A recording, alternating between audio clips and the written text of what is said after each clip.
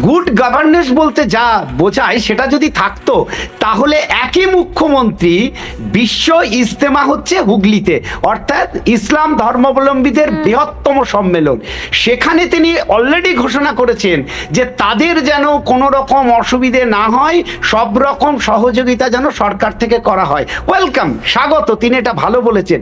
তাহলে হিন্দুদের অনুষ্ঠান হলে তিনি এই কথা একই চেয়ারে নবান্নে বসে বলতে পারেন না কেন?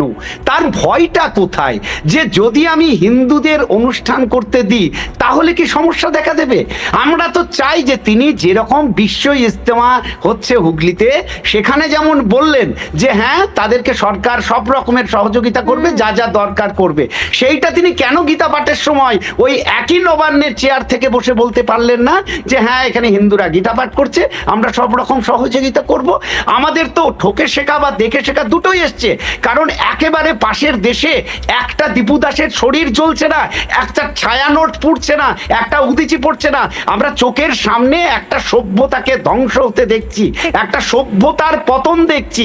আর সেই সভ্যতার পতন দেখতে দেখতে যারা গান ভালোবাসে না, যারা ছায়ানটের মতো একটি আন্তর্জাতিক সাংস্কৃতিক সংগঠনকে গুড়িয়ে দিতে পারে, তাদের ভয় আমাদেরকে তেড়ে বেড়াচ্ছে।